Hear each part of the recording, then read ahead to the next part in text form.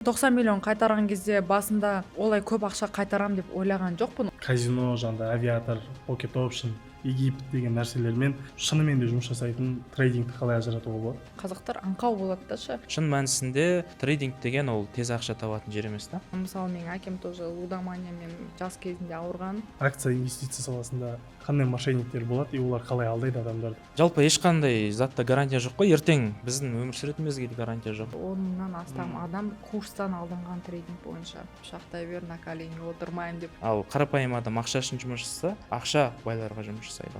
Робот деген шын ба? Роботпен осындай сатып жатыр екен, осыны алсам қалай дейді. Мені қақтан түсіп атқан ақша бұларға деп. Көбісінің қателігі не? Ойбай, мен трейдингке келемін, миллион тауып кетемін. Өз ақшаларыңызды жалпы қалай басқарасыздар? 30-ға келген кезде мен қаржылай тәуелсіз болғым келеді деген идея да.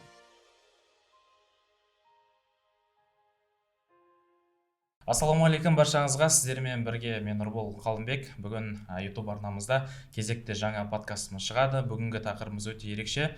Өйткені қазіргі заманға бізде жалпы қаржы саласында, именно өзіміздің айналып жүрген трейдинг инвестиция саласында көптеген алаяқтар пайда болғандықтан соған байланысты бүгін эксперттерді және де өзіміздің тұрақты каналымыздың жүргізушісі Нұржігіт мырза және бүгін бізде қонақта Мира Тузезе біздің каналымызда қонақта. Нұреке, өзіңіз бізді толық таныстырып өтсеңіз. Қайырлы күн, ассалаумағалейкум, тағы да қалайсыздар? Біраз болды подкаст жасамағалы. Сөйтіп подкаст жасауға шешім қабылдадық. Бүгінгі тақырыбымыз алаяқтар және де трейдингтің ішіндегі алаяқтар. Сол себептен қазір енді бүгінгі подкастымыздың спикерлерімен таныстырғым келіп тұр сіздерді. Ең алғашқысы ол Нұрбол мырза, трейдер эксперті, инвестор, акционер, 6 жылдық тәжірибесі бар трейдер. Екінші қонағымыз бізде Мира Тузезе. Бұл кісі блогер және де 90 миллион теңге алаяқтардан халыққа қайтарып берген, алаяқтармен күрескен инфлюенсер деп айтсақ болады. Все, негізі былай айтатын болсақ, Тузезе Мира өзімнің бұрыннан бері танитын досым. Нұрбол мырза екеумізді баяғыдан білесіздер. Қазір бір жақсы пайдалы әңгіме болады деген сенімдемін. Ал бастайық онда. Негізі менің досым Мира көп интервьюларға, подкасттарға көп бара бермеді. Енді осы жерге өзім досым болғаннан кейін келіп тұр, шақырғаннан кейін. Қазіргі әңгіме бізде мошенниктерге, алаяқтарға қатысты болады. Сол себептен өзіңнің опытыңмен бір бөліссең, танысып, бәрін айтып берсең. 2021 жылдан бастап мен халыққа көмектесіп бастадым, мошенниктармен күресіп, солайша. Сосын бір күні при поддержке Министерства информации и общественного развития Алаяқнет деген проект біз основать еткен болатынбыз. Ол жерде тоже мошенниктармен күрескен болатынбыз. Оның 90% сол блогерлар, шыны керек, немесе блогер сымақтар деп айтсақ та болады. Енді 90 миллион қайтарған кезде басында олай көп ақша қайтарам деп ойлаған жоқпын. Ондай күш қуат менде кішкентай спичка сияқты қызда бар деп ойламағам негізі ше. Бірақ та сөйтіп мошенниктармен жұмыс істеу барысында бір түсінгенім, көбінесе мысалы трейдинг бойынша трейдингті казино ретінде сататындар бар, жаңағы трейдингті деген нелегально сататындар бар. Из-за этого халықтың көбісі инвестиция деп трейдинг сататындар бар. Мен трейдермін, сен маған ақша бер, мен саған жаңағы, грубо говоря, ақшаны 2 есе шығарып беремін деп. Мысалы, менің деламда болды 2023 жылы бір трейдер өзім подписчина, сен маған 9 миллион теңге берсең, мен саған оны 18 миллион қайтарып беремін де, өзім 1 миллион теңге ғана алып қалам деген ғой. Сөйтіп 9 миллион теңгесін берген. Одан кейін ақша қайтару барысында выяснилось, что он никакой не трейдер. 9 миллионын қайтарып бердім. И мен ол қайтарған кезде 1 тиын алған жоқпын көмегіме ше. 1 тиын алған жоқпын. Айттым, 9 миллионыңды ал да семьяңа құрт дедім, болды. Ол жынды барады да. Бір аптадан кейін тағы жазып тұр ғой, мен тағы салдым ақшамды инвестицияға, 9 миллионды қайттан қайтарғысы берсе деді. Боқтап заблокировать етіп тастадым. Мысалы, халықтың өзінде де допуск бар да ондай нәрсеге ше. Олар бір алданғысы кеп алданып тұра ма бірдеңке, ондай кейбір адамдар ше. Ол мынандай нәрсені шығатын сияқты, тез ақша табу деген нәрсе ше. Содан кейін бізде қазақта сондай ғой, жалпы тез ақша тапқысы келеді. Из-за этого болады да, тез мошенниктарға алданады. Бізде де именно көп подписчиктер жазады. Тоже самое. Енді біз Мира сияқты ондай ақша қайтарып бере алмаймыз өкінішке қарай, бірақ та бізге тоже алданып жазатындар өте көп. Сол основной проблема негізі халықта сол тез ақша табуға даже ұмтылу деген нәрсе. халық деген андай ғой, сен бізде қазақ, басқа халықты білмеймін, қазақтар аңқау болады да ше.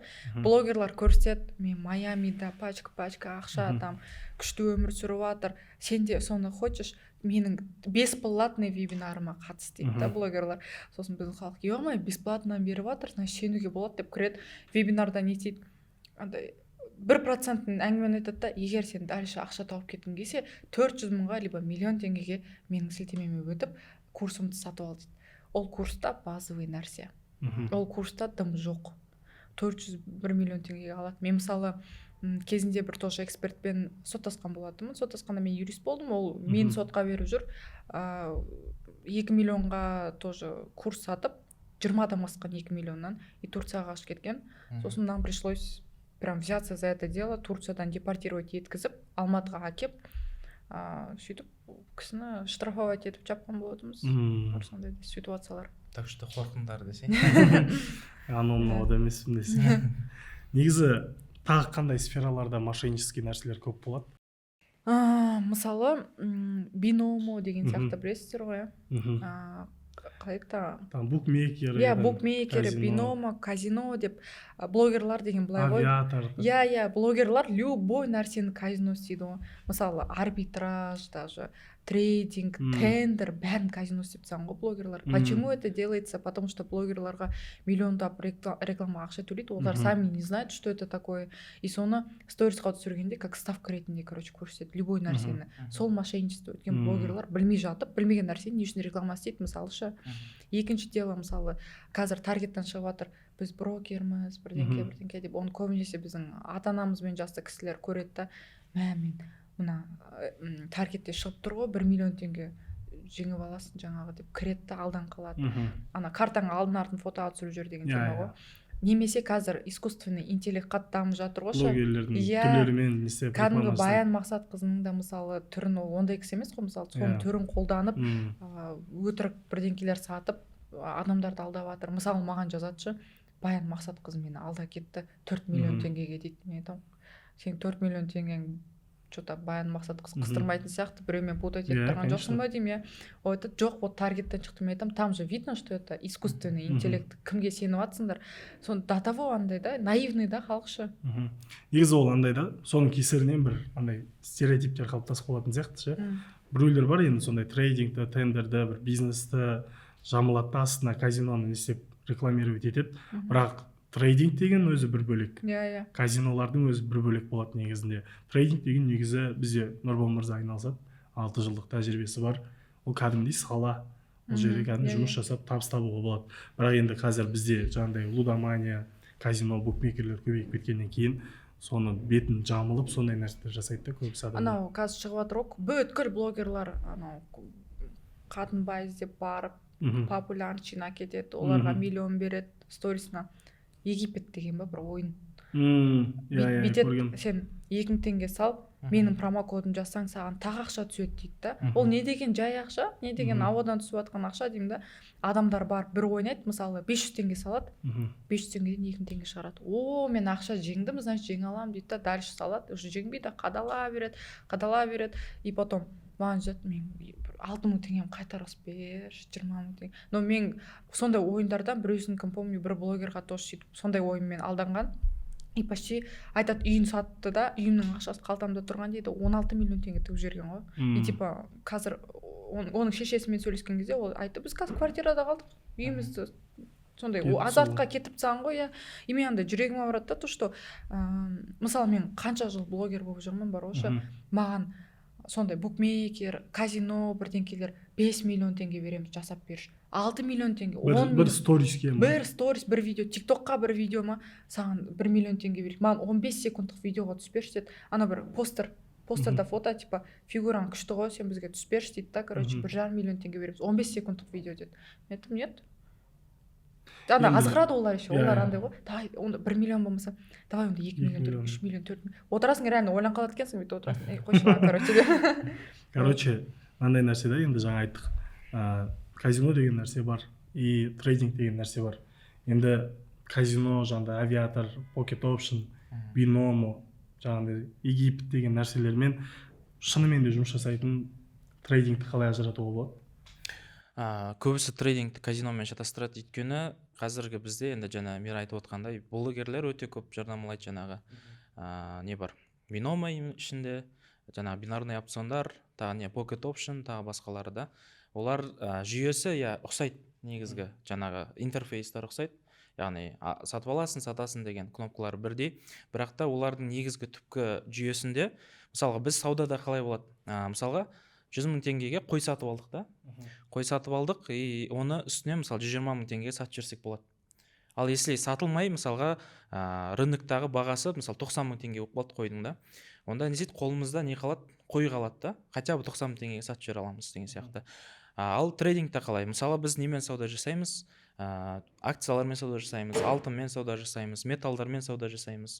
Олар не істейміз? Жаңағыдай арзан қаламыз, қымбаттағанда сатамыз. Если түсіп бара жатса, жаңағы 90 000 теңгеге түсіп қалған сияқты шығында жауып тастасақ болады да. Ал биномо, pocket option, бинарный опциондарда мысалы $100 тігесің, ұтсаң $200 шығарып береміз. Если ұтылсаң, онда бүкіл ақшаң жоқ болады деген нәрсе. Айыратын нәрсе спокойно, яғни ешқандай қиыншылығы жоқ та. Если саған 100% ұтасың, либо жоқ қаласың десе, ол таза казино. А если кәдімгі сауда сияқты болатын болса, ол нағыз трейдинг деп айтуға болады. И сосын үлкен там выигрыш гарантировать ететін болса, тоже күдіктенуге болатын сияқты, мысалы. Жалпы ешқандай затта гарантия жоқ қой, ертең біздің өмір сүретінімізге де гарантия жоқ. Даже ешқандай мысалға хирург ешқандай гарантия бере алмайды, операцияға кіретін кезде мен сені аман алып шығамын, тірі қаласың деп ешқандай гарантия бермейді да. Сондықтан өмірде ешқандай гарантия жоқ, и табыста да ешқандай гарантия жоқ. Ол заң, мысалы pocket option деген жаңа биномо деген ол Қазақстанда лицензиясы жоқ ойындар болып табылады. И біздің блогерлер қазір үлкен қателік істеп жатыр, оны жарнамалау арқылы, өйткені бізде заң жүйесі қазір қаттырақ болып жатыр ғой енді. И ол 444 статья. За то, что олар казино рекламировать етіп жатқаны бар ғой. То, что ол лицензиясы жоқ, конфискация имущества болады біріншіден. Екіншіден, енді кім қалай ақша қабылдайды, физлицо болып қабылдаса 350 000 ма штраф кетеді, или 500 000-ға шейін ба, қатты есім жоқ, честно говоря, уже шатасып кеттім статьялардан. Но егер ИП ТО болып қабылдаса 5 миллион теңге шейін штраф төлейді ол блогерлар қазір. Оны мен шығарылдап айтып жатырмын, олар бәрібір дейді да, жаңа рекламировать етіп жатыр, но мониторинг Қазақстанда скоро басталады. Өткен менің өзім мониторингте тұрған адам бүйтіп қарап отырмын, кім не істеп жатыр деген сияқты. Сен госта жұмыс істедің ғой кезінде? Иә, менде андай профдефект қой, үйреніп қалған бар ғой, бәрін аңдып жүрем бар ғой, жұмысым жоқ адам болса блогерлар. Сол просто әдет болған. Содан басталды дейсің ғой. Иә, содан басталды. Сталкер болып кеттім. Дұрыс. Жаңа енді сен сөзіңе айттың ғой, халықтың көбісі бізде қазақтар аңқау деп ше. Менің ойымша аңқау емес, шамалы сауат жоқ та бізде. Сауатсыз, иә. Қаржылай сауаттылық, именно сол бойынша сауаттылық жоқ. Сол себептен бізде жаңағыдай лудомания деген сияқты аурулар пайда болады. И ол көп отбасыларда кездеседі. Негізі мен өзім таныстарымның да, достарымның да арасында болған нәрсе лудоманиямен, көршілерімнің де көп жерлерде болған. Жалпы өздеріңіз өмірлеріңізде, студент кезде лудоманиямен кездескен кездер болды ма?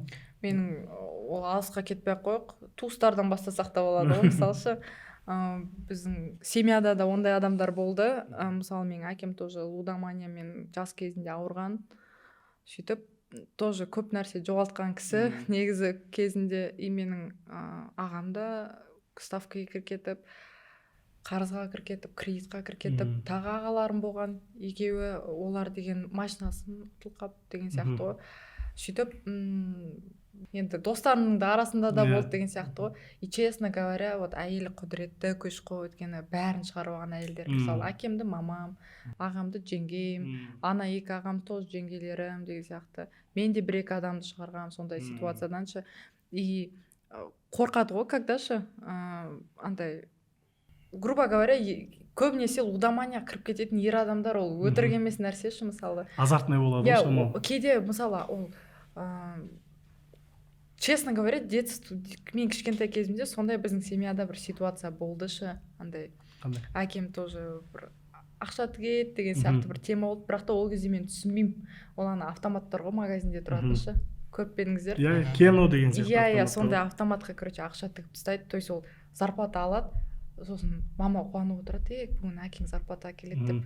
Папа келеді, зарплатаң қайда десе, тігіп тастағанмын деген сияқты короче сол чу болады бля оны мен тыңдаймын андай психикамыз зақымдалады енді баламыз ғой өзі бір 5-6-7-8 жаста шығармын примерно и сөйтіп бір айлық зарплатасын тігіп тастайтын да келіп тұрады ну в общем мама сосын чу қылады типа анау бір ай как-то выживать етесің маманың бір зарплатасына деген сияқты короче кішкентай кезімде сондай ситуациялар тоже болатын и біз сол как раз таки проектта жұмыс істеп жүрдік қой ше сол кезде мен айтамын ғой давайте сделаем так ана автоматтарды ағызып тастайық дедік қой вот ағызып тастадық қой и магазин жоқ ол автоматтар кен автоматтар иә жоқ болды ол по закону бізде енді қазақстанда не разрешено и сенің инициативаңмен жасалды ғой соның бәрі иә оны мен айтқан болатынмын мен оны ғана емес мен көп нәрсе айтқан болатынмын көп идея тастағанмын ол кездерде ше и бір-екі идеямды учли қалған идеям әлі в разработке тұр да я думаю ол идеяларым бір 2027 жылға дейін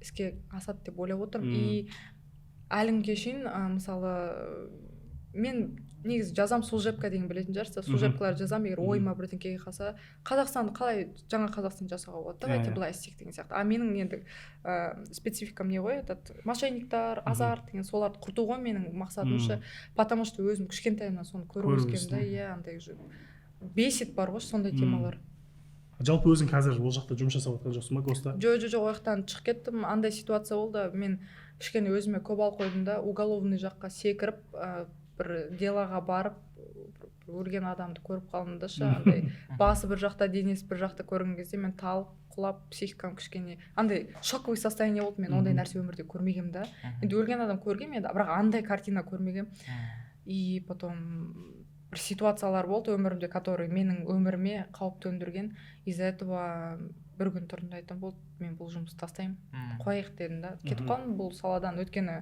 шынымен мен андай болашақ анамын болашақта типа семья құрғым келеді ал психикамды ондай нәрсемен құрту я думаю не стоит это того и қазіргі таңда немен айналысып жүрсің қазіргі таңда сол ғой тоже біз инвестиция жасаймын жаңағы маркетингтамын HR-мын деген сияқты өзім бір бизнесім бар кішігірім просто мен андай қатты көрсетпеймін басқалар сияқты ше не істейтінімді тоже мысалы инвестиция жағынан енді трейдинг емес әрине бірақ та андай алтынға инвестиция істеймін немесе слитка алып қоямын деген сияқты бірдеңкелер ғой менде көбінесе ал маркетинг жағынан брендтарды прокручивать етемін брендтармен жұмыс істеймін личный бренд тоже бар ал HR жағынан енді компанияға отдел құру оргструктура жаңағы снабжение компании сотрудниками ғой менің жұмысым негізі көп адам біле бермейді ғой сенің былай жұмыс жасайтыныңды енді жақын достарың мен сияқты адамдар ғана біледі былайша көп адам подписчиктерің біле бермейді подписчиктер мен ойлайды бір студент өз-өзімен делать нечего блогерларға тиісіп жүрген біреу деп ойлайды көбінесе окей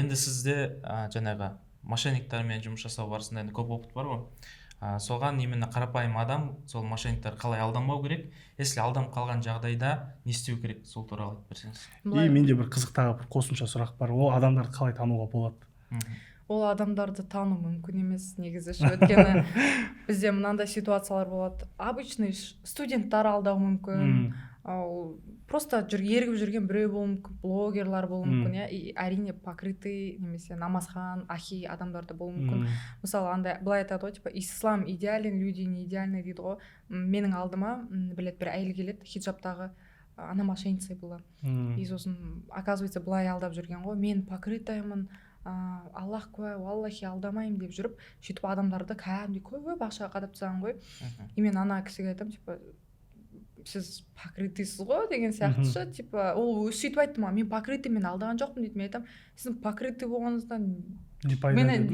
мен оны аңдып жүргенмін ғой оны ұсталдың арын мен айтамын мя құлақтың түбі вот кеше мятада без покрытия отыр едіңіз ғой деген сияқты айттым да просто андай вид жасайды кейбіреуі инстаграм мошенники ведут так будто бы они там покрытые женщины будто намаз оқитын сияқты темалар қозғап адамның сеніміне кіреді насчет ахилар мысалы менің алдыма біледі тоже намазхан кәдімгі намазхандар көрінеді ғой түрінен сондай кісі келеді тоже мошенник мен айтамын мә аға не істеп жүрсің ұят емес па деймін неме шырылдатып декреттегі екіқабат әйелдерді алдап жүрсіз деген сияқты айтамын ғой ше яғни тұрады айтады ғой қарындасым мен ондай емеспін мені ол шайтанның кінәсі мені неме деді аяғымнан шалып жіберді дейді ғой азғырды деп азғырды деген сияқты тема айтады мен айтамын немене сонда шайтан қасыңа келіп қолынан түрткілеп соны адамдарды алдатқызды ма деген сияқты мен ондай адамдарға вообще сенбеймін мен вообще адамдарға в целом сенбеймін мен андай сөйтіп тиісіп штрафовать еткенбіз, ақшасын қайтарғызып тоже делать. негізі ислам діні өте керемет дін, бірақ адамдар бәрі идеальный бола бермейді. Таза дінді кір адамдар құртып отыр ғой. Иә. И тағы жаңағы сұрақтарға қайтып оралсақ. Мысалы, оны алданам деп алданбайсыңдар, просто на чеку должны быть сразу, картаң алдын-артын фото түсіріп, удостоверение жіберіп, сөйтіп алданып қалатын ситуация екенін білінеді ғой негізі. Біреу картаң алдын фото түсіріп жүрсе, тоже понятное дело ғой, но алдан қалған жағдайда көбінесе маған айтады, біз деген по месту жительства РУВД-ға бардық, анда бардық, мында бардық, заявление жаздық, что-то бізге ешкім көмектескен жоқ деп айтады. Мен сенде халыққа бір лайфхак айтайын. Егер даже бұл мошенник, любой ситуация болып қалса өмірлерінде, где вам нужна помощь, да, полиция, там біреулерден, бірінші очередь что делаете? 102-ге звондайсыңдар, немесе кімнің көмегі керек деген сияқты. Мысалы, МВД, РУВД звондайсыңдар, и айтасыңдар, факт мошенничества деп үйлеріңе шақырасыңдар. Либо қай жерде болып жатыр сол ситуация, сол жерге көше болсын. Барып жатса ше? Көбінесе қарастырмайды. Сондай ситуация көп.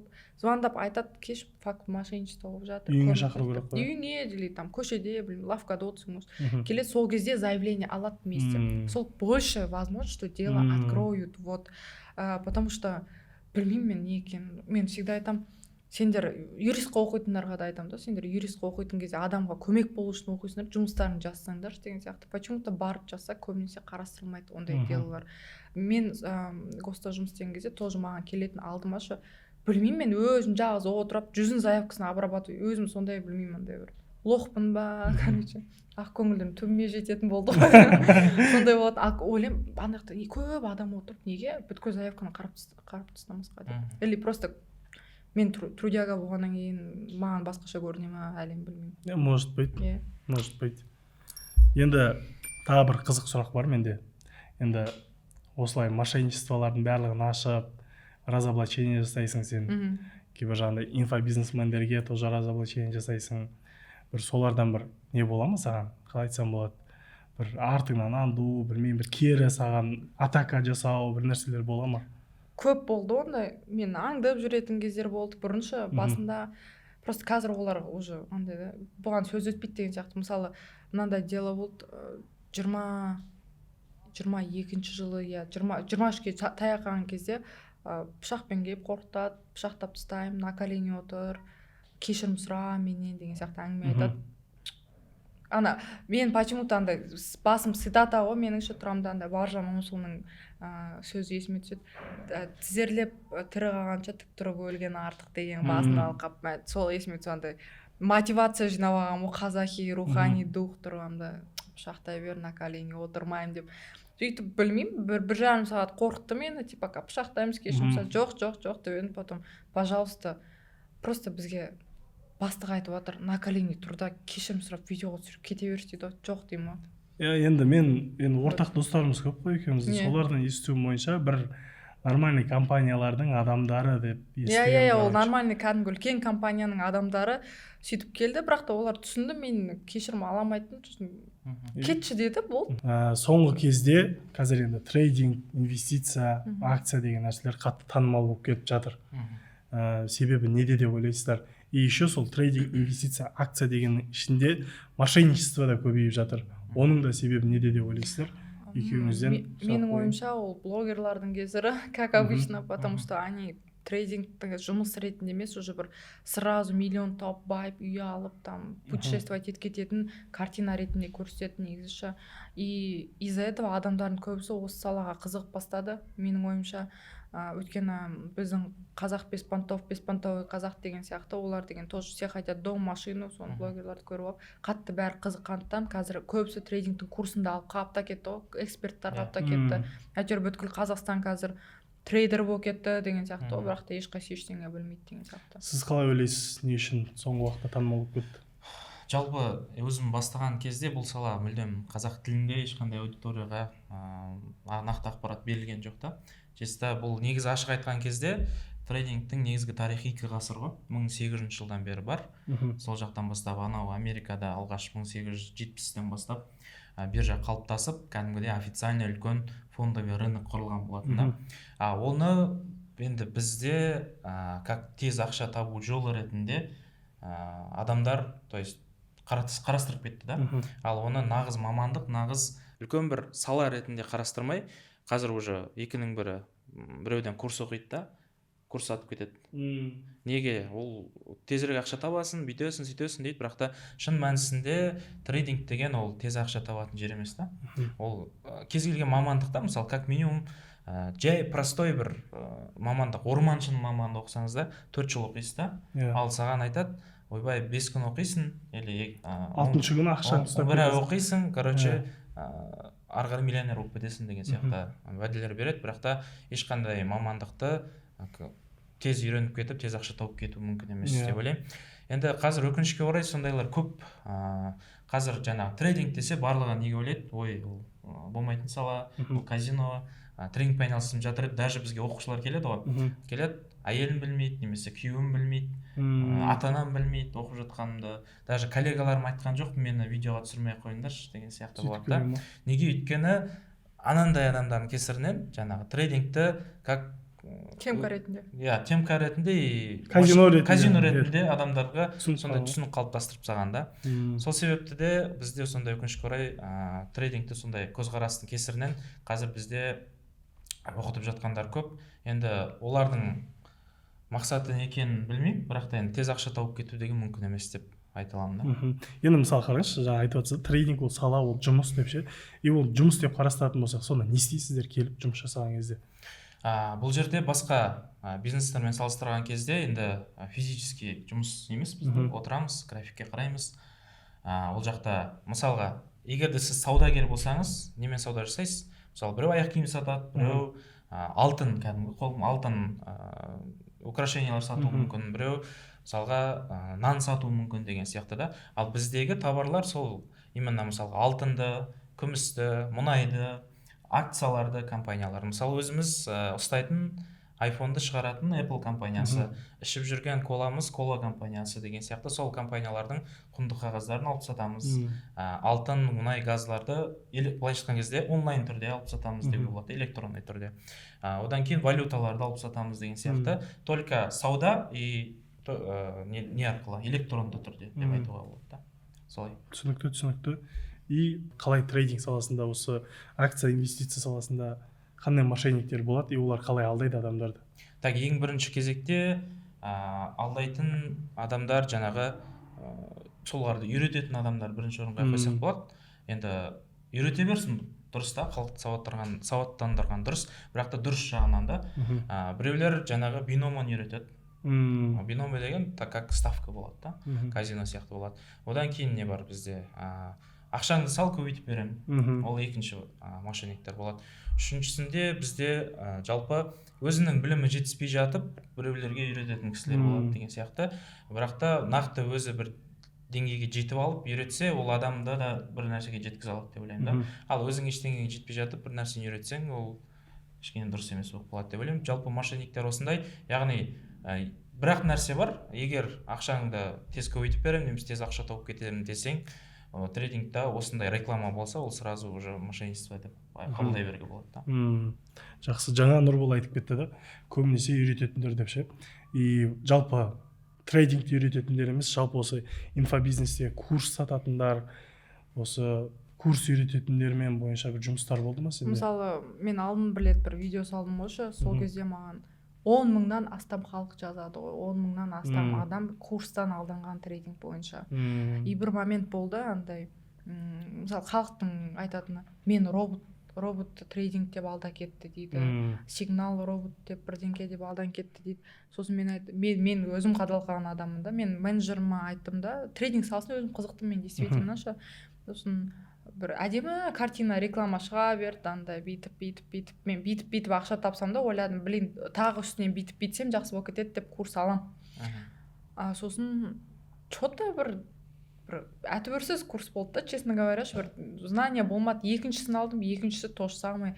Бір как будто бәрі бір кітапты оқып алып, соны жазып берген сияқты да, бүткіл курстар сондай. И біз Нұржігітпен қанша дос болсақ та ол күнге шейін білмедім да, мен келгенде айттым ғой, міне біздің бесплатный канал осы жерден көресіз деген сияқты әңгіме айтады ғой. Өткенде ана шу болып кеткен емес пе сол? Иә, сол ғой. Сен тығып тастаған ғой, не почем. Ол андай ситуация болды. Мен действительно андай ғой, потребитель ретінде мен недовольна вообще. Маған ұнамады вообще. Курс ұнамады. Я маған бәрібір. Мен айтқым келді ма, мен айттым деген сияқты болды да. И біреу бүйтіп алып, короче. Жұрттар еще бүйтіп ойлап қалыпты, что біз оларды саған заказ беріп, жамандап, вообще ондай жоқ. Біздің вообще құндылығымызда ондай нәрсе жоқ. Біз бүйтіп біреуді түсіру арқылы өзімізді көтергіміз келмейді. Біз тек қана сапалы білімге тапит ететін адамдармыз. Өзіміздің YouTube каналымызда сапалы трейдингке байланысты сабақтарды салып қоямыз. Жұрттар деген көбісінің құнды көп ақшаға сатып жүрген ақпараттарын тегін салып қойдық. Соны көріп жатыр адамдар. Былай болды ғой ол. Реклама ештеңеге мұқтаж емес. Олар, мен ол видеоны түсірдім да, просто маған көрсеткен кезде салдым, мына жерде бесплатно деп, олар білген де жоқ мен оны салғанымды ше. Потом маған жазып емес па, қуасың ба, не болып кетті деп, не болып жатыр деп, мысалы ше. Мен еще алып тасташы деп айтқым келеді ғой, бұған алып тасташы деп. Тұра берсін деп. Мен просто тегін нәрсені халыққа, ол анау бір қыз маған разоблачение түсіріп бастады ғой, сендер запуск сендер атсыңдар дейтін. Мен айттым, мә запуск жоқ, запуск ешқандай. Өзіңнің курсың бар. Өзімнің обучение, курс емес, менікі обучение, повышение квалификации. Мысалы, мұғалімдерде жыл сайын повышение квалификации өтеді ғой. Сол сияқты менікі HR специализация болды. Сен HR-ді үйретесің. Иә, HR-ді үйретемін. Ол деген ставка емес, ол кәдімгі наемниктар ғой, кәдімгі найымды жұмыс. HR деген негізі найм сотрудников деген сөз ғой. Иә. Компанияларға жақсы жұмысшыларды алып беруге көмектесетін адам. Иә. Компания отдел создавать етемін, структура создавать етемін, аналитика, ол жерге ақша тігіп ойнап отыратын не ұқсатып, менің обучениемді обострять етіп тастаған. Олар білмей ма? Көбісі білмейді, но сөйлей береді. Но всегда жегізіп тастауға дайынмын. Жалпы қайтадан сұраққа қайтып оралайық. Инфобизнесте қандай адамдармен жолықтың, жалпы сен разоблачение жасап, бір не істеп көрдің ба? Вообще біз Алаяхметте болғанда бізде кәдімгі сайт бар, Қазақстанда кәдімгі сайт бар, добросовестный, недобросовестный блогеры дегенше. И недобросовестныйның ішінде больше людей, чем добросовестный. Сенесіздер ма? Мысалшы, и көбінесе мынандай ситуациялар болды. Бізде бір блогерский вечеринка болды, блогерлар жиналды. Мен барғым келген жоқ, бірақ та мен өзіммен подругаммен блогер тоже барған болатынбыз. И бәрі ғой, мен разоблачение түсіргеннің бәрі жүр ғой ананың ішінде ше. И ішті маған келіп тіреледі. Сен не маған разоблачение түсіресің бірдеңке, мен ақша тауып жүрмін ғой, мен блогермін. Бүйтіп айтты маған ақша береді, мен түсірем. Ар жағында алданатыны бар, алданбай. Тупойлар алданады, тупой емес болса алданбайды ғой. Сен не үшін маған разоблачение түсіріп, менің туысқандардың көзінше нем түсіріп тастадың дейді, типа репутациямды. Мен көріпті ғой, білесің ба? Бүткіл ауыл болып көрген ғой дейді. Мен айтам, қуасың ба? Түсіргім келді, түсірдім. Что-то мне сделаешь деген сияқты болды. И көп блогерлар даже амандаспайды, честно говоря. Айналып өтеді. Мен бірде бір блогерский қазір вечеринкаларға шақырмайды. Потому что медиа компаниялар, оказывается, меня считают конфликтной. Но хотя по факту у меня жұмысым, я всегда айтам, я не блогер, я просто человек, который снимает видео, контент, прикол, разоблачение. На самом деле я специалист деп айтам. Болды. Жақсы, енді менде мынандай сұрақ бар. Енді екеуіңізде нормально ақша тауып жүрген адамсыздар да. Өз ақшаларыңызды жалпы қалай басқарасыздар? Инвестицияға саласыздар ма? Қалай вообще ақшаларыңызды қалай басқарасыздар? И басқаларға қандай кеңес бересіздер ақша басқару бойынша? Нұрге? Так, ең бірінші жаңағы неден бастап кетейік. Неге именно мысалы трейдингті тез ақша табу саласын қылып казиноға көрсетіп тастады? Өйткені адамдар тез ақша тапқысы келмейді, и ақшаны дұрыс басқарғысы келмейді да.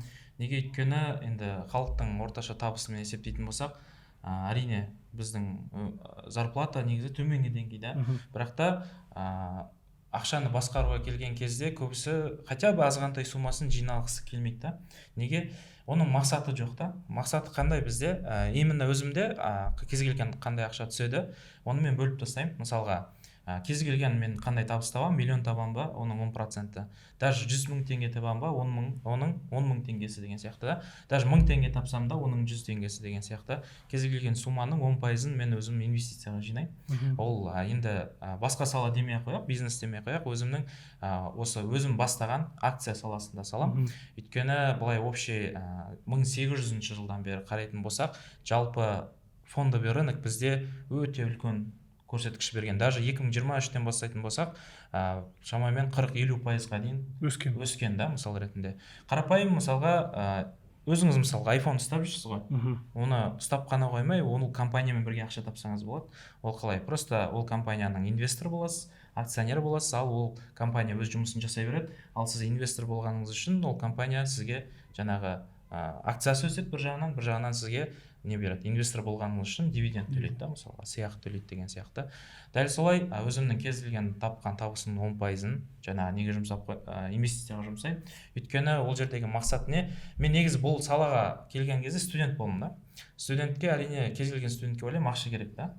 Ал маған ана нәрсе бір идея ғана мені шабыт берген да. Ол не? Мен 30-ға келген кезде мен қаржылай тәуелсіз болғым келеді деген идея да. Ол қалай? Қазір енді ашығын айтқан кезде 50-ге келсең де, 60-ға келсең де, әлі күнге дейін жұмыс жасап жүрсең, ақша үшін. Онда ол өте қиын да, өйткені бұрынғыдай энергия болмайды, бұрынғыдай желание болмайды. Өмірге жалпы өмір бақи жұмыс істеу үшін келмейсің ғой. Өмірге жаңағыдай өзің дұрысынан халыққа пайдалы болып өмір сүру үшін келесің да. Ал уже ақша үшін деп жұмыс жасай берсең, өмір бақи ол уже дұрыс емес деп ойлаймын. Соған байланысты мен деген мақсат не? 30 жасқа дейін мысалға қаржылай еркін болып, мен ешқандай жұмыс жасамасам да, маған инвестициялар мысалға айына осындай өзімнің жеткілікті суммамды алып келіп тұрса, ол үшін мен үшін өте үлкен жаңа шабыт берген жетістік сол болады деп, сол мақсатпен қазір кез келген суммамды жинай берем мысалға табыстан. Ал ол маған уже ертең үлкен табыс алып келіп тұрса болды, сол мендегі мақсат. Бұны өйткені кез келген қазақ ұстану керек деп ойлаймын, өйткені Америкада 80% деп айтсақ болады, 80% адам барлығында портфель бар. Барлығы үлкен компаниялардың акционерлері да. Олар жай бітіп көше сыпырып жүрген адам деп ойлайсыз, бірақ та қарасаңыз ананың портфелінде сіздің өмір бақи таппайтын ақшаңыз болуы мүмкін да. Ал олар не үшін жинайды? Бала шағасы үшін жинайды, өзінің кейін рахаттанып өмір сүру үшін жинайды да. Сол себепті ақша жиналмайсаңыз өмір бақи жұмыс істеп өтесіз, ал ақшаны жинап инвестиция салсаңыз, ақша сіз үшін жұмыс істейді. Байлардың артықшылығы сода. Ал қарапайым адам ақша үшін жұмыс жасаса, байлардікі ақша байларға жұмыс жасайды. Солай. Мира, сен өзің жалпы ақша жинайсың ба, ақшамен қарым-қатынасың қалай? Акция, инвестиция, мынауға бір қатысың бар ма жалпы? Бізде серьезный отношение ақшамен.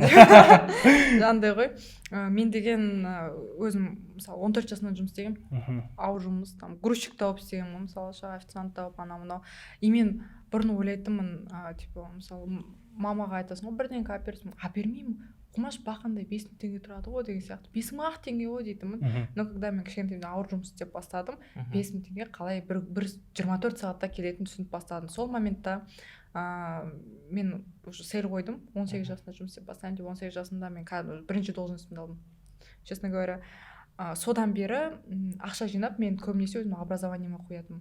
То есть универдің өзі, мен мысалы грантқа түстім, но мен гранттан отказ бердім. Это тоже была инвестиция, мен лучше миллион бірдеңке төлеп шығамын, өйткені отработка болмайды деген сияқты.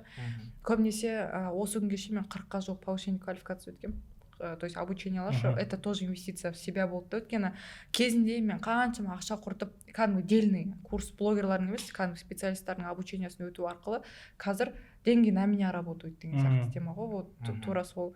Ал қазіргі уақытта бір бизнес бар, аты жөнін айтпай қойын, но сол жаққа инвестиция кезінде істеген болатынмын, и стабильно 2 миллион теңге түсіп отырады. Сол жерден түсіп тұрады. Тоже мен инвестормын, то есть яғни сатып алдым дегенде, то есть ақша бердім, енді олар маған на меня работают деген сияқты.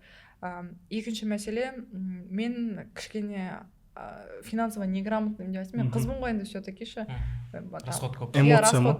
Эмоция, мен там түнде жатып, типа андай мороженое хочу деген сияқты шығып кетеді. Оның өзі нераздумный нәрсе ғой. Шашым жөндеп, новый киім алғым келеді деп. Мысалы көбісі мен кішкентай қыз деп ойлайды, там студент қыз не деп ше. Но көбінесе менің самый большой инвестициям это алтындар. Мен мысалы алтын көп жүрем. Менде целый коллекция алтындар. Сен украшениемен аласың ба? Андай слиток емес. Слиток бар менде. Слиток бар, это обязательно. Но көбінесе өйстіп бірдеңкелер алып қоямын да, короче, өзім тағам, тақпасам, короче, шкатулкаға салып тастаймын деген сияқты. В общем, жастарға айтып қойсай алтын. Кстати, өмірі құрмайтын нәрсе алтын ала беріңдер, алтынның бағасы только өседі всегда. Өйткені мен кезінде бір қанша 15 мыңға алған баяғыда алдым кейін қазір кселый состояние тұрады деп қой. Да, жоқ андай ғой, типа өседі ғой 100 мыңға шейін деген сияқты. Ол мысалы қазір де алтын қымбаттап жатыр. И плюс менің инвестициям это машина. Мен 2 машина алдым. Ол деген андай ғой. Біреусінің бағасы енді китайец болғаннан кейін түсіп кетер енді. Но зато ол ақша тұр. Иә. Вот пәл түссе де ол бір күні үлкен ақша керек болса тұр. Екіншісі корейец, оның бағасы түспейді, өсе береді только. Вот сол сияқты ғой. Жаңа алтынға байланысты айтқым келіп отыр да. Жалпы нарықтағы биржадағы бағасы бар ғой. Соның өзі қазір бізде ең максимальный бағада жүр. Алтынның жаңа дұрыс айттың да. Кез келген уақытта алтын өсе береді. Мысалға бізде алтын мысалға 2024-тің февралінен бастап дейікші, биржадағы бағасы қатты өсіп кетті. Неге? Өйткені бізде ол кезде Украина мен Ресейдің соғысы басталды. Одан кейін инфляция болса да, қандай да бір әлемдік экономикалық жағдай болса да, любой жақсы болса да, жаман болса да алтын өсе береді ғой. Еще мен неген салам ақшамды деген мен менеджерларым бар. То есть мен көп, білесің ғой, көп жұмысым бар ғой меніңше. Мен то есть өзің дұрыс істемейсің ғой сен. Короче, былай ғой, мысалы менің 10 проектім болса, қазір мысалы алдында 6 проект жоқ, 6 проектім бар дейік. И мен кәдімгі күштілеп тапсырып берем ол проектлерді, но на меня кто-то работает. Алтауын 6 менеджерін етем. Яғни бір проект мынандай сумма тұрса, оның мынандай суммасын менеджерға төлеймін, сол жұмысын жасай береді. Но ол жұмысты мен істеп жатырмын да. Это тоже большая инвестиция. То есть ақшамды дұрыс жағынан жұмыскерге беру арқылы, то есть мен мына жаққа ақша берем, но мына жақтағы ақша менікі деген сияқты ғой. Вот нормально сөйтіп. Оны бизнесте делегирование деп айтады. Өзіңнің ісіңді біреуге тапсырып қойып. Сөйтіп ақшамды сөйтіп кетіремін да. Ал просто мен андаймын да, қатты күшімді жұмысқа салғым келмейді қазіргі уақытта. Почему? Потому что мен без остановки қаншама жыл жұмыс істедім да, честно говоря, бір отдых көрмейші. Осы жылда мен 25 жылда өзіме андай өзімнің қайтып айтсам екен, кішкене моральный здоровьем жөндеуге, өзімнің денсаулығымда, өткен менде проблема с этим было. Өзімнің кішкене бүйтіп махаббатқа бөлеп, өзімді шандай жақсы көріп сөйтем да, келесі жыл қайтан уже по-черному пахать етем деп отырмын бар ғой. Менде бір нәрсе болып тұрды. Қазір енді Нұрбол мырзаның каналы YouTube'да, бұл жерде баяғыдан осы қаржы саласына қызығып жүрген адамдар бар, аудиториясы. И сіздің аудиторияңыз в основном жас адамдар. И екеуіңізден мына нәрсені сұрағым келіп тұр, жастарға қандай кеңес бересіздер? Жаңағыдай енді көбісі қазір андай, мен өзім де жас болған кезде тек 1-2 ғана вариант болатын жұмыстардан, ол официант болу, анау болу, мынау болу, грузчик болу деп ше. Қазір де көп жастар сондай жұмыстар жасайды. Там курьер болу, мынау болу деген сияқты. Сондайларға қандай альтернатива ұсынасыздар, немен айналысуға, қандай бағытта жұмыс жасауға, в общем, ақшаларды қалай табуға кеңес бересіздер? Осы тақырыпқа жаңағы Миранның айтқан өзін айтты ғой, инвестицияны көп, мысалы 40-тан астам білімге өзіме жұмсадым деген сияқты. Ең бірінші, енді әрине адам ештеңе білмесе, ешқандай білімі жоқ болса, қолынан не келеді? Қара жұмыс келеді да. Қара жұмыс келеді, қара жұмыспен ақша табу, соданғы тапқан ақшасын өз біліміне салады. Ол білімі ертең дамиды, сол білімі уже ақша кеп бастайды да. Ал ол ақша кеп бастағаннан кейін ол білімін үлкейтеді, тереңдетеді, одан сайын көп ақша алып келеді. Ал оларды сен не істейсің, жан-жаққа мысалы инвестицияға бөліп тастайсың деген сияқты. Жалпы бізде мысалға оқуға келеді 14 жасар, 16 жасар, 18 жасар келеді да. Оларды әрине қазір ешкім жұмысқа да алмайды. Жасаса сол официант болып жасайды, курьер болып жасайды да. Бірақ та ең бірінші олармен мен айтпас едім, мысалы келе сап сразу акция ал деп айта алмаймын да. Өйткені бұл жаққа қаншалықты көбірек ақша мен инвестиция жасайсыз, соншалықты көбірек табасыз да. Бірақ та андай күнделікті 5 мың, 10 мың теңгемен ол жартысы, оның жартысынан көбі өмір сүруге кетеді да. Ал сізге жастарға именно айтаратыным, ең бірінші сол ақша көп алып келетін өзіңіздің біліміңізді, тәжірибеңізді, деңгейіңізді көбейтуге жұмсау керек деп ойлаймын, білімге. Ол уже көп ақша әкеп бастағаннан кейін өзіңіздің өмір сүруіңізден бүкіл жаңағы расходтарыңыздан артылған ақшаны уже инвестицияға салу керек деп ойлаймын. Менің ойым сол. Менің ойым, жастарға айтарым, өзім бір 8-ші классымнан бастап, 13 жасымнан бастап тоже жұмыс жасағам, мойка, стройка, любой вообще жұмыстың барлығын жасағам. И өсе келе осы маркетинг саласына келіп, кәсіппен айналысып бастадық та. Кеңес берерім сол маркетинг сияқты, видео түсіру деген сияқты сондай салаларға көңіл бөлген дұрыс сияқты. Өйткені таза жұмыс, шамалы білім алып, бір техникалармен жұмыс жасайтын болсаң, өзіңнің қызметтеріңді үлкен бағаға сатып, жақсы алғашқы бір капиталдарын жинап алып, ары қарай қалаған жұмысыңды істеп кетсең болатын сияқты. Менің ойымша, жастарға ең біріншіден сразу жеңіл ақшаға жүгірудің қажет жоқ. Жеңіл келген нәрсе ол жеңіл кетеді всегда. И жұмыстан қорқуының қажет жоқ, өйткені біз бәріміз енді кішкентайымыздан жұмыс істеп, андай ғой, мысалы қара жұмыс істегендіктен менше өздеріңде білесіздер ғой, мен пацан сияқтымын ғой, бөткі жұмыс істеп тастап, маған қазіргі уақытта любой жұмыс оңай көрінеді. Мысалшы, қазірден бастап, мысалы 13-14 жасарлар көріп отырсаңдар, обязательно қазірден бастап жұмыс істеп өздеріңді қатайтыңдар, иә. Егер подростковый момент болса, білімдеріңді дұрыс профессия таңдаңдар, в первую очередь. Болашақта сендерге керек болатын грант болды деп түсе салмай. Салмай қалдың ба любимый профессияңа, значит, после учебы идешь, работаешь и платишь. Өлмейсің одан, ешкім жұмыстан өлген жоқ осы күнге шейін. Үшіншіден, өздерін жоғалтып алып, мысалы, махаббаттан да қайғырып жүретіндер көп қой қазірше, депрессияға түсіп, там жұмыс жоқ, анамна жұмыс всегда бар, істеймін деген адам табады. Так что без лени, без нытья лучше алыңдар да жұмыс істеңдер, потому что бір 25 жасқа дейін, 30 жасқа шейін ладно пахать етсеңдер, потом жатасыңдар бүйтіп, біз құсап десең, потом на вас будут работать деп. Шынымен де кім білімді, кімнің тәжірибесі бар, сол адамға ақша оңай келеді да. Иә. Ал кім ешқандай білімі жоқ, ештеңе істей алмайды, ол ешкімге сұранысқа ие болмайды да бұл қоғамда. Сондықтан бірінші білімге салу керек, потом ары қарай уже ақша өзі келеді. Ізденсеңдер табылады көп нәрсе, жұмыс көп. Вот, либо новый сала үйреніп алыңдар. Медиасфера тоже. Даже видео түсіру сендер ойламаңдар, это фигня деп. Мы на этом миллионы делаем тоже. Мысалы, маркетологтарша бүйтіп түсіре салғанның көзінде качественный бірдеңке продаваемый түсірсең, это уже саған миллион теңге. Болды. Өткенде сіз видео шығардыңыз ғой. Сол кезде именно осы трейдинг инвестиция саласына байланысты көп, жаңа 10 мыңнан астам сообщение келдіңіз. Соның ішінде именно қандай алаяқтыққа байланысты қандай түрлері болды, былайша айтқан кезде, қандай адамдар болды, немесе қандай адамдар алданып қалған курстар болды? Көбінесе мынандай сұрақтар қояды, даже алданбаған адамдар да жазды да, мысалы алданғандар да. Робот деген бір айтады, қазір типа эксперттар былай айтып отыр екен, робот курс сатам трейдингта, типа сен сол арқылы бір күнде миллион теңге көтеріп тастайсың дейді. Рас па сол? Енді бізге де именно жазады, сондай көп сообщениялар жазады. Робот деген шын ба, роботпен осындай сатып жатыр екен, осыны алсам қалай дейді. Біз жоқ алма деп айтамыз, бірақ ол алады да по-любому ше. Миллион береді, 2 миллион береді. Робот деген нәрсе мынандай нәрсе. Біз мысалы өзіміз сауда жасаймыз, иә. Ал роботтар не істейді? Просто алгоритммен құрылған зат. Санмен, мысалы, мына жерге сатып ал, мына жерде сат деп просто қойып қояды. Ал бізде нарық, рынок вообще тұрақты нәрсе емес. Ол мысалға ертең бүгін жап-жақсы келе жатады, ертең Трамп тұрады да, мысалға біз жұмыс орнының санын азайтамыз деп айта салады. Ал тұрады да, ол долларға әсер етеді, доллардың құлауына. Ал бірақ негізгі стратегия бойынша, негізгі роботтың алгоритм бойынша ол басқа жаққа кету керек еді. Ал фундаментальды тұрды қараған кезде ол наоборот кетіп қалды. Сөйтіп робот сіздің бүкіл ақшаңызды просто жоқ қылып жіберуі. Роботқа бәрібір сен ақшаны. Неге робот мықты болса, неге анау үлкен фондовый рыноктар бәленбай миллиард ақшасы бар компаниялар неге робот жасап шығармайды?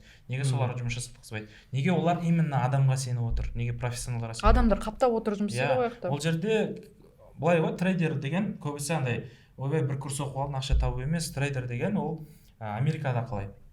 Олар бәленбай жыл оқиды, бәленбай жыл сауда жасайды, сөйтеді да үлкен фондқа барып, кәдімгі экзамен тапсырады.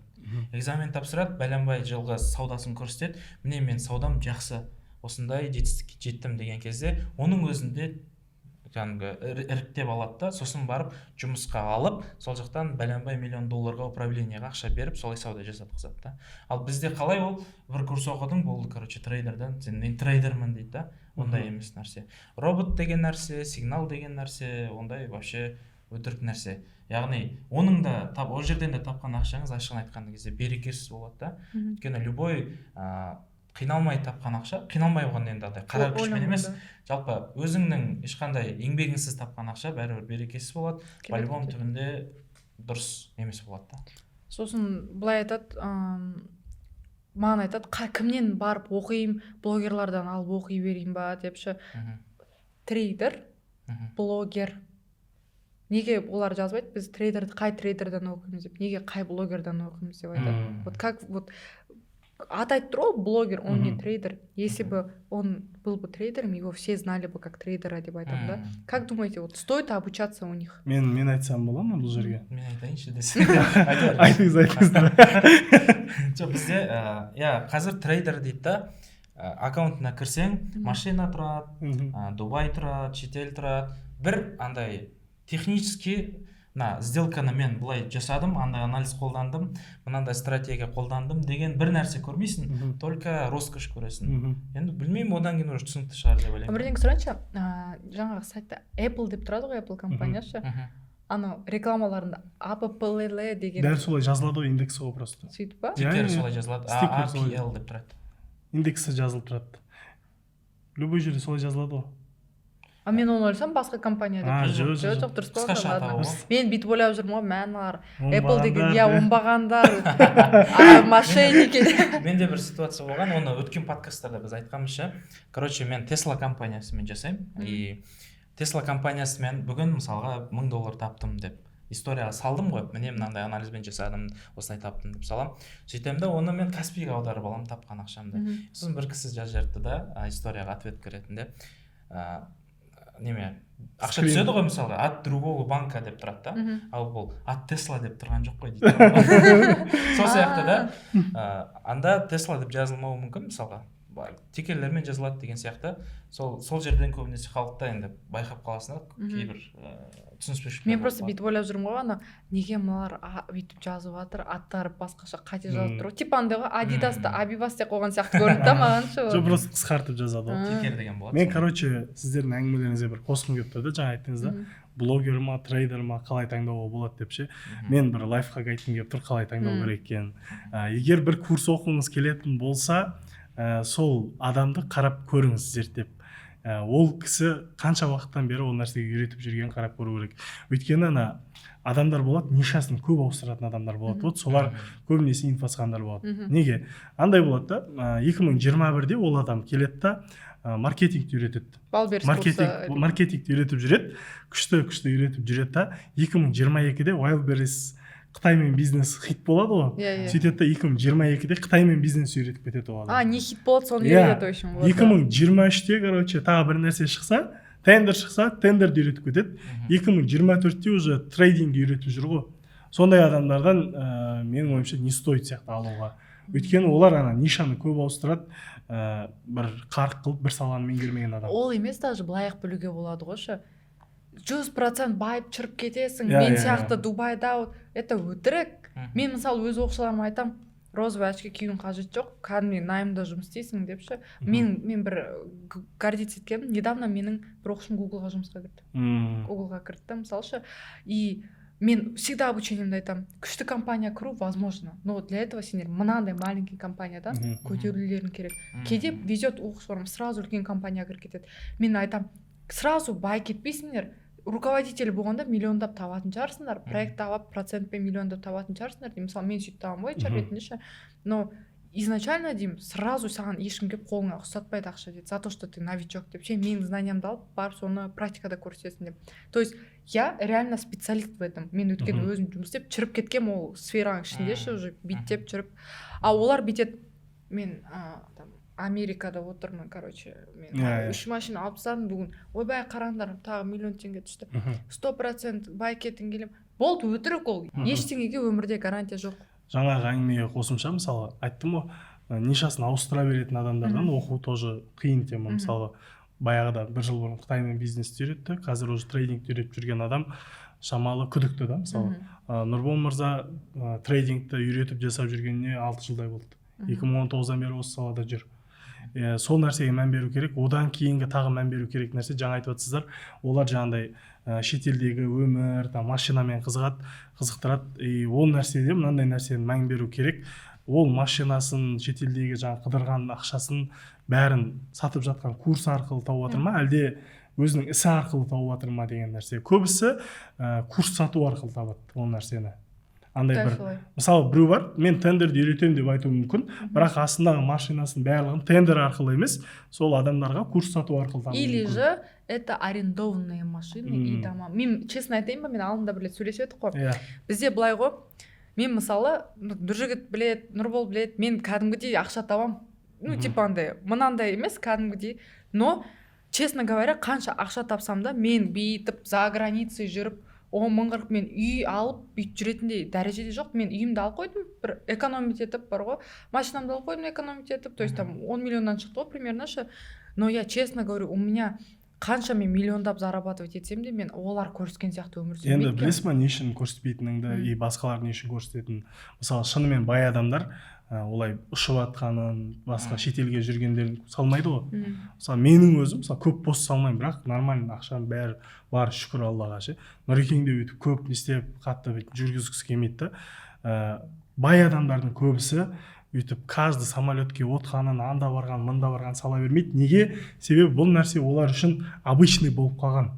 Ал ана адамдар үшін ол там енді кейде болады, бір рет шығады, и соның барлығын сол бір рет шыққанынан 100 сторис жасап, сол жақтан жаңағыдай сататын видеолардың бәрін түсіріп алып әбден сөйтеді ғой. Андай ғой, мен мысалы депрессияға түсіп кетемін ше. Мен Қытайға кетіп қаламын, там бір жаққа кетіп қаламын да. Но мен ештеңе түсірмеймін, почему-то маған даже мен достарым біледі, жақындарым, мен күндіз бойы телефон ұстап түсіріп жүрмеймін ештеңе. Маған просто западло бар ғой ше, прям андай. Сіз шетел бойынша не айта аласыз, саяхат бойынша? Мен емес, әйелім түсіреді ғой десең. Жоқ, мен реально андай білмеймін, мақтанған ұнамайды қатты ше. Сіз Дубайда тұрдыңыз ғой даже? Иә, тұрған кезде особо видео салғым келмейді. Даже енді жоспар бар ғой алдағы уақытта, мысалға шетелден үй алу, андай-мындай жағдайлар болып жатса бұйыртса енді, иә. Бірақ оның барлығын мен жасыратын едім ше, негізі. Мысалы мен адамдар трейдер ретінде танитын болса, мені ол ақшасы үшін көрмесін мені. Білімім үшін. Білімім үшін, и бұл мамандықты игере алатын бір жақсы маман ретінде қарасын болды. А мені, если қараңыз, сізде бір ақша бар да, бірақ сіздің беретін ештеңеңіз жоқ болса да, ол не үшін қарайды сізді? Ақша үшін қарайды, бірақ та сіз ештеңе бермейсіз. По-любому сіз ешкім емессіз да. Ал белгілі бір маман ретінде қарап, достойно үйренгісі келетін, жақсы ниетпен үйренгісі келетін адам ретінде қараса, онда маған сол керек та. Мен өзім көп шын айтайын салғым келмейді. Енді әйелім салады, жүргенін бүйткен. Это әйелдерде бар ма? Әйелдерде ол заводская настройка шығар ондай ше. Білмеймін, өзімде вообще ондай нәрсе жоқ екен. Даже андай ұнатпаймын. Блогерлар үй алған кезде көресіздер, бантикпен бүйтіп кесіп, бір күшті евроремонтпен. Мен таңғалдым, как они? Вот білмеймін, олар вроде бы ештеңе істемейді, либо это арендованный, что ли, для показухи, что ли, это делают, үй разыгрывать етіп атады. И мен всегда блогерларды көріп ойлаймын, не мынау қақтан түсіп атқан ақша бұларға деп, потому что я лично этих блогеров знаю, лично, и у них нету такого заработка. Прикол айтайын ба саған? Давайте тоже бір ана несін ашып берейін. Қалай блогерлер үй ойнататын. Енді былай айтайын, 20% нормальный блогерлер болуы мүмкін, реально ақшасы бар, достойный адамдар, реально барады, үйді сатып алады, алып та ойнатады. Кейбір адамдар бар, 80% адамдар бірінші бүйтеді, бір жерге барады, біреумен келіседі, тауып алады, крыша сияқты жерден бір квартираны, бір жерді айтады, давай, короче, брат, мен сені сатып алайын. Мен саған задаток беріп қоямын, там 500 мың теңге, 1 миллион теңге беріп қоямын, ешкімге сатпа, короче, мен видео түсіріп алайын дейді. Сөйтеді де жаңағы бантиктердің бәрін алып келеді, видео түсіреді. Осы үйді ойнатамын, давайте алып алыңдар, маған осындайдан жіберіңдер дейді да. Анан бәрі адамдар ақша жібереді ғой. Сол ақшаға тұрады да, ана үйді сатып алады да, ойнатады, и үстіндегі ақшасын өзіне қалдырады. Вот, болды. Мен даже білем, мысалы ше, қайдан машина арендовать етті, қайдан квартира, соның бәрін түсіріп алады. Еще готовый студияларды білесіздер ме? Андай типа короче, осындай типа студия ғой ше, и бірақ та андай нелер тұрады, джакузи, ар жағы типа Дубайға ұқсап тұрады. Сондай бізде студиялар бар ғой Қазақстанда. Вот сондайларға барып түсіреді ғой, датаво, мен ойлаймын, еріккенсіңдер иә деп. Тақырыпқа қайтып оралайық, трейдингтің тақырыбына. Сол бойынша сұрақтар болса, давайте қойсаңыз. Мысалы, қазір көбісі обещание береді трейдингқа, мысалы сен қазір $100 тіксең миллион теңге көтеріп кетесің деген әңгіме болып жатыр да. Мысалы, ол не ол вообще трейдинг деген, ол қанша мен бастау керек, оны қандай адамдарға трейдингқа жолауға болмайды, сол жағын айтып кетсеңіз. ең бірінші енді бізді жаңадан көріп жатқан болсаң, вообще хабар жоқ адамдарға бір қысқаша түсіндіріп өтіп кете салайын. Трейдинг бағамен айтып жатырмыз, жаңағы сауда сияқты. Только біз не жасаймыз, өзіміз және компьютермен или ноутбукпен отырып жасайтын сауданың түрі, иә. Ол жерде біздің қолданатын инструменттеріміз жаңағы валюталар, акциялар, металдар деген сияқты солармен сауда жасаймыз. Енді ол жерде қаншамен бастауға болады көбісінің сұрағы. Мен мысалы 100 000 теңгем бар, 10 миллион көтере аламын ба дейді да. Жоқ, ондай нәрсе жоқ вообще. Иә, мүмкін, бірақ та ол нағыз трейдердің жолы емес деп айтқым келеді. Неге? Өйткені кез келген бізде енді көбісі андай обещание толып алғанда, сен осындай табасың деп айтты ғой маған деген сияқты. Негізінде сіз кез келген салған суммаңыздың, біздегі орташа статистика бар, кез келген салған суммаңыздың күнделікті 1 және 5% аралығында табыс тапсаңыз болады. Ол деген мысалға миллион теңгеңіз бар болса, күніне 10 000 теңгемен 50 000 теңге ақша таба аласыз деген сөз. Бірақ та кез келген адамның қалтасында миллион теңге жоқ, дұрыс па? Қазіргі біздің қарапайым халықта, иә. Енді оған байланысты бізде тоже шешімі бар. Ол бізде қазір проб компания деген нәрселер жұмыс жасайды. Ол робот емес, ол сигнал ештеңе емес. Ол проб компания деген официально сізге былайша айтқан кезде инвестор болып беретін компаниялар. Ол жерде сіз ешкімге қарыз болып қалмайсыз, проб компанияға қарыз болып ақша төлемейсіз. Ол жерде мысалы бұл нәрсе 20 000 теңгеңіз болса, 5 000 долларлық счетты сатып аласыз. Сол 5 000 долларлық счетты сатып алып, соны реальный басқара алу үшін сізге олар 2 этапта тест ұсынады. Яғни сізге демо счет береді. Демо счет деген виртуальный счет та. Сол 5 000 долларды бірінші сіз 5 400 долларға жеткізіңіз деп тапсырма береді. Оны өтесіз. Екіншісінде этап береді. 5 000 долларды 5250-ге жеткіз дейді. Сөйтіп 250-ге жеткізесіз. Полный 2 этапты достойно өтіп шығатын болсаңыз, уже реальный 5 000 долларлық счет береді, басқара алатын. Бірақ та көбісі ойлайды, 5 000 доллар шығарып аламын да мен байып кетемін деп. Жоқ, олай емес. 2 этаптан өттіңіз, реальный счет алдыңыз, сөйтіп 5 000 доллардың үстінен қанша пайда табасыз, соларды проб компаниямен бөлісе отырып пайдаңыз шығарып отырасыз. Яғни, егер де сіздің басыңызда біліміңіз бар, трейдингтен хабарыңыз бар, саудадан тәжірибеңіз бар болса, мысалы қалтада 20 000 теңгеңіз болса, мысалға есептейік, 5 000 доллардан біз жаңа айттық, кез келген сумманың 1 мен 5% аралығында табамыз дедік та. Ал 5 000 доллардың 1 мен 5% қанша болады? 5 000 доллар. 50 доллар мен 250 доллар да. 250 енді минимальный ала берекші. Күніне 50 доллар таптыңыз. Бізде бір айда 20 күн сауда болады, яғни жұмыс күнінде істейді ғой биржа. Мысалға 50-ді 20-ға көбейтейік, қанша болады? 1000 доллар болады да. 1000 доллар болады. Жақсы, біз 20 күннің барлығын плюс жасамай қояйық та, ол мүмкін емес. Барлық күнде идеальный сауда жасау деген. Өзіміздің табысымызды 2 есе азайтып тастайық, 500 доллар дейік. Мысалға ол шамамен қазір теңгемен алсақ 250 000 теңге дейік. Енді қараңыз, бұрын ешқандай табысы жоқ адам болуы мүмкін, немесе белгілі бір жерде бір мысалы 200 000 теңге зарплата алып жүрген адам болуы мүмкін. Олар трейдингті үйреніп не істейді? Жаңағы 20 000 теңгесін салып, мысал ретінде, жаңағы өзінің жинаған тәжірибе алған білімін қолдана отырып, не істейді? Қосымша тағы да 200-250 000 теңге табыс тапса болады. Ол андай көбісінің қателігі не? Ойбай, мен трейдингке келемін, миллион тауып кетемін. Жоқ, ондай установкамен келген адам вообще таппайды трейдингті. Бұл жерде қараңыздар, 80% психология жұмыс жасайды бұл жерде ше. Қалай адам қанағат етіп өзінің тапқан табысын өзіне жеткілікті көрген кезде ол ақшаны табады да. Ал қалай ана космоста ұшып жүреді, онда вообще таппайды деген. Қандай адамдарға болмайды ол негізі психология жағы болса? Бізде андай кісілер бар, өте үлкен қарызы бар кісілер бар. Өте үлкен жаңағы бизнеспен айналысқан, алданған, жаңағыдай мошенниктарға алданған, просрочка шығып әбден андай қарызы қысып атады ғой. Қысып маған ертең миллион кредит төлеу керек, маған мынаны төлеу керек деген кісілер, ол кісілерге трейдингпен айналысу өте қиын болады деп айтамын. Неге? Өйткені бұл жерде риск бар да.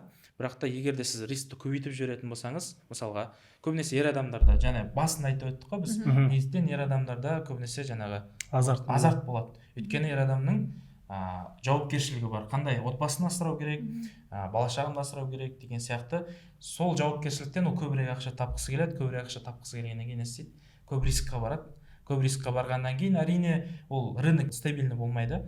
Нестабильный болып қалған моментке түсіп қалса, үлкен рисктің кесірінен көп ақша жоғалтып қоюы мүмкін деген сияқты. Сол себепті егер де одан кейін екінші тұрақты табысы жоқ адамдарға жасау тоже қиын болады. Неге? Өйткені трейдингті қосымша табыс ретінде қараса көбірек ақша табылады да.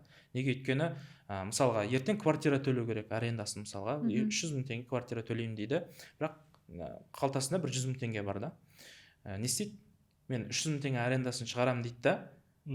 Алады да, оны үлкен рискпен сделка ашады, ал ол тұрады да, не то кетіп қалса, не 100 мың теңгесі жоқ, не тапқан табысы жоқ, сонымен болып қалады. Ал егер де ол өзінің расходтарын жаба алатын бүкіл доходы болса, ол спокойно жасайды.